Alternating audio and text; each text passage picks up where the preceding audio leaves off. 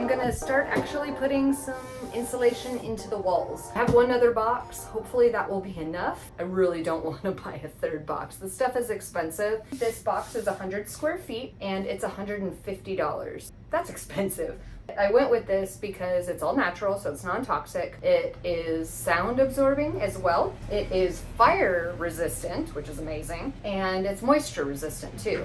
The only complaints that I have heard about wool in general is that it can attract insects. This is treated. I have heard that over time that can wear off, so I hope that's not the case, but it seems like everyone that uses wool is really happy with it in the end, so that's what I'm gonna go with. Let's unbox this because I've never even touched this stuff before.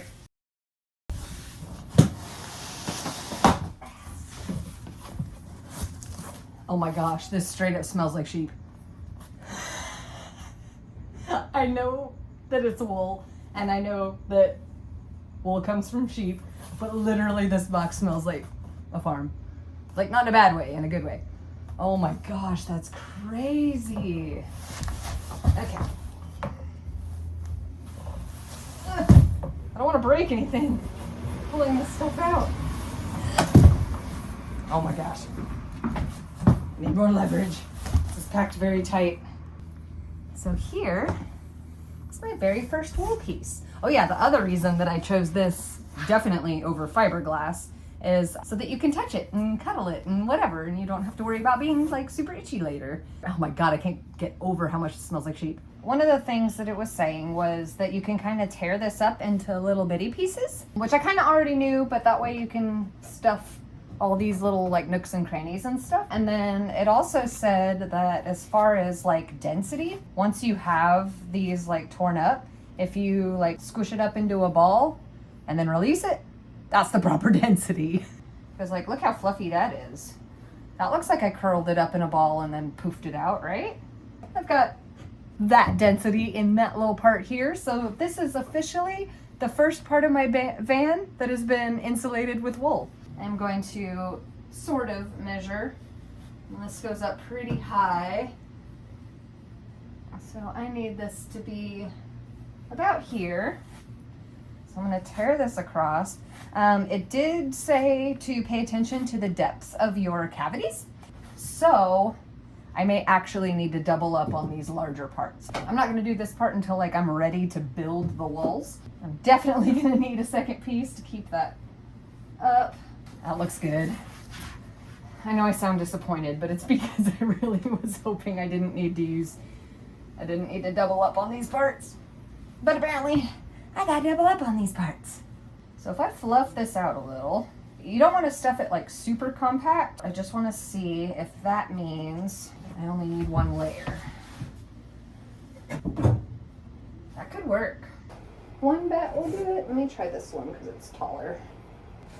I don't think so. I think I'm gonna need to double up down here. Okay. First section done. The rest of the pan to go. I got an entire side done, top and bottom. I have one piece left out of that entire box. After I do this side, which I'll be using the other box for, I'm probably gonna need a third box, but that'll mean that instead of $300, I will have spent $450 on insulation. But they did include a little sticker in the box, and that made me really happy. There is something that I wanted to test. I wanted to see how far one bat of this Havelock wool insulation will get me. So I want to start filling the like little nooks and crannies and just see how many nooks and crannies I can fill with one bat. I'm gonna break it up into a bunch of little tiny poofy pieces and then we're gonna start stuffing some cavities. Floof ball complete! So for the sake of this experiment, I think what I'm gonna do is actually fill these guys here going across the ceiling, because this is not just an experiment for me, but hopefully an experiment for you too. And I think this will be something that's a little bit more universal, so that it doesn't matter what size transit van you have, or maybe even if you have a ProMaster or Sprinter, you probably have similar beams going across here like this. So I think that will be a better test, and there'll be a similar length going across to see how far this one bat of insulation will get me in all the nooks and crannies. Okay, so that test actually went really well. We're gonna count the rails, like counting sheep. 1, 2, 3, not 4. I got to almost exactly the halfway mark on this one. So one bat got me 3.5 of these ceiling supports. I obviously need the other half of this one, and then I have one here. So that should take care of most of the roof nooks and crannies. I have at least purchased one more box of wool. The Havelock wool website does have like a little guide so that you can measure, but they sell the boxes in square footage. So the box that I bought is 100 square feet. I don't know that that's actually taking into consideration all these nooks and crannies, as well as the depth. Some of these cavities here are like 4 inches and the bats are only 2 inches. So again, that's why I had to double up on these. So something to keep in mind. If I was just doing single panels, I would have gotten away with 2 boxes. But yeah, I had to double up on a lot of them. So I'm gonna need at least 3. Out of the 2 boxes that I started with, I was able to get both walls done, the ceiling beams, and this back beam, with the exception of the entire middle part. So all of this, and I did not get to touch either of the doors, whether it's this one or the sliding one. I didn't get to touch any of those. And I also didn't do the headliner shelf, which is something that I will be doing. That's what 2 boxes got me. I have 2 bats left, so I'm glad that I went ahead and ordered the other box.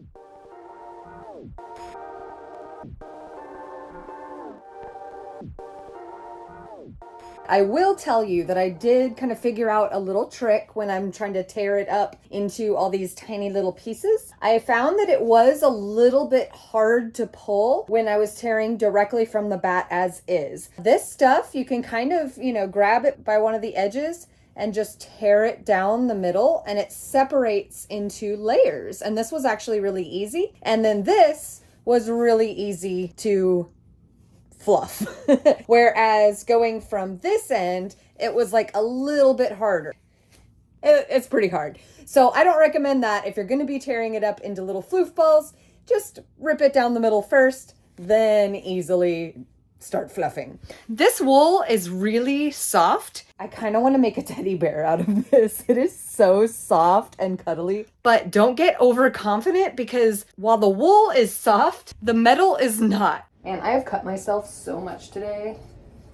It's bad. So just be very careful as you're stuffing. I actually cut my finger right there. I did it last time when I was putting the wool in, and I did it again tonight. I scratched right in the exact same area again. So just be careful. I thought about putting on gloves, but some of the holes are like, really small, really tight. So I'm having to stuff my finger in there. So gloves might be counterintuitive to that, but yeah, either way, just be careful. This does not cut very easily. These are clearly not shears. Okay, this rips a lot easier than it cuts. That is it for insulation for a while. I'm not going to put in any more insulation until I'm ready to cover it up with either a wall or a ceiling or whatever. Next up is going to be to start putting in the furring strips on the ceiling and the walls. Basically just framing out the van. I've been watching some videos to see how I want to do that. It seems like there's a ton of ways to do it, but I'm going to show you my way in the next video. Bye-bye.